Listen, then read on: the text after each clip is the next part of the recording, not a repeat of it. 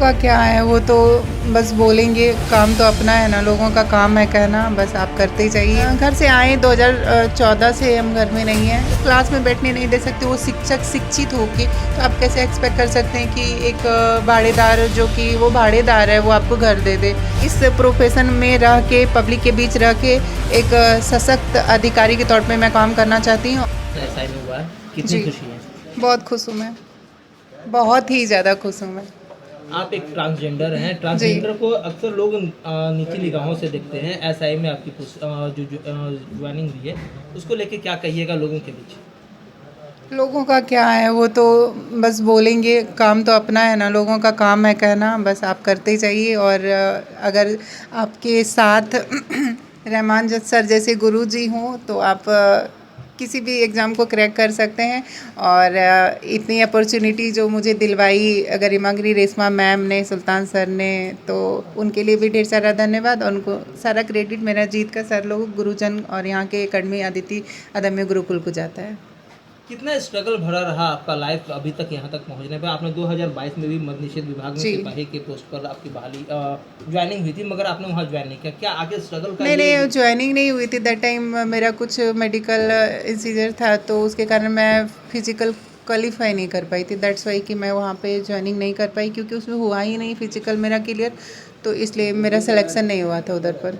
Struggle की ये कहानी क्या है, हमारे दर्शकों को बताइए। स्ट्रगल कैसे की आपने कहानी घर तो छोड़ा, बहुत कैसे? है। स्ट्रगल की कहानी बहुत है। घर तो मतलब घर से आए 2014 से हम घर में नहीं हैं। और जाते हैं, मेरे मम्मी पापा सब लोग आते हैं मुझसे मिलने के लिए। हमेशा मैं घर भी जाती हूँ, पर मतलब जैसे आप लोग फ्रीली होके जाते होंगे अपने घर, तो उस तरह नहीं जाती हूँ। कहीं ना कहीं हमें छुप के जाना पड़ता है। तो स्ट्रगल बहुत रहा, क्योंकि सबसे ज़्यादा आप एक अनजान शहर में सबसे ज़्यादा रहने और खाने का दिक्कत हो जाता है यहाँ पे। तो क्या बोलते हैं, फिर यहाँ पे मैं आई। फिर क्या बोलते हैं, क्योंकि आप बोलोगे जाके कि मैं ट्रांस हूँ और मुझे को एक रूम चाहिए, तो जो क्लास में बैठने नहीं दे सकते, वो शिक्षक शिक्षित होके तो आप कैसे एक्सपेक्ट कर सकते हैं कि एक भाड़ेदार, जो कि वो भाड़ेदार है, वो आपको घर दे दे रहने के लिए। तो दिक्कतें तो बहुत आई, पर सर लोग हमेशा सपोर्टिव रहे, साथ में खड़े रहे, हमेशा सपोर्ट किए। मुन्ना सर हमेशा मतलब तत्पर रहे कि क्या नहीं, कुछ भी यहाँ पे मेरे को कुछ भी प्रॉब्लम होता मैं इधर ही आती थी। सर मेरे को ये हो गया, सर मेरे को ये घट गया, सर मेरे को ये करना, मेरे को ये चाहिए। तो हमेशा सर हमेशा सपोर्टिव रहे, जिसके कारण मैं यहाँ तक का सफ़र तय कर पाई। आखिर आपको यहाँ कैसे पता चला कि गुरु रहमान सर आपको यहाँ ट्रेनिंग अरे, देंगे? गुरु रहमान सर का तो पूरे बिहार, पूरा इंडिया में है कि दरोगा गुरु आप करिए तो गुरु रहमान सर ही होंगे। पर मुझे ये नहीं पता था कि गुरु रहमान सर मतलब फ्री एजुकेशन देते हैं सबको, ये नहीं पता था। बस ये पता था कि गुरु जी हैं और ये दरोगा का स्पेशलिस्ट हैं। पर इनको देख के आप लगता है ना कि थोड़े ये स्ट्रिक्ट हैं, तो मेरे को डर लग गया था देख के कि बाप रे, जो हमारे को बोलेंगे कि नहीं, मतलब जो अच्छे, जो पढ़े लिखे और जो संस्कारी टीचर थे, उन्होंने बोला नहीं, तो हमारी को इनको देख के लगा कि नहीं नहीं, हमें नहीं आना। हम आई, फिर मैं हिम्मत करके बोली नहीं, मैं बोल के जाऊंगी कि सर हम। फिर मैं सर को बुलाई, सर को बोली कि सर हम ट्रांसजेंडर पर्सन और मुझे पढ़ना है सर। और आप क्या बोलते हैं, मैं मतलब इस प्रोफेशन में इसलिए आना चाहती थी क्योंकि आप जानते हो कि कितने डिस्क्रिमिनेशन होता है ट्रांस के साथ। अभी आप बोले थे तो कि ये ऐसे वो ऐसे, तो उसको कहीं ना मुझे ख़त्म करना है सर। उसको मुझे एक मैसेज देना है, संदेश देना है समाज को कि नहीं, हम जैसे आप इस प्रोफेशन में रह के, पब्लिक के बीच रह के एक सशक्त अधिकारी के तौर पे मैं काम करना चाहती हूँ। और अपने समाज को और अपने सोसाइटी को सशक्त बनाना चाहती हूँ। ट्रांस अदर्स जो ट्रांसजेंडर है उनके लिए आपका क्या मैसेज है, उनके माता पिता के लिए क्या मैसेज है? अदर ट्रांस बहनों के लिए हमारे को अभी अपकमिंग में 46 आ रहे हैं, 46 सिपाही, क्योंकि उसमें 46 लोग फॉर्म भरे हैं। और सारे इधर से ही पढ़ते हैं, जितने सारे नोट्स हैं उनको इधर से प्रोवाइड किया गया, इधर से ही मिला है। और वो लोग क्लास भी करने आते हैं अभी। तो वो सब आ रहे हैं, और मैं उनको, उनके लिए मेरा यही मैसेज है कि बहन पढ़ो, भाई पढ़ो।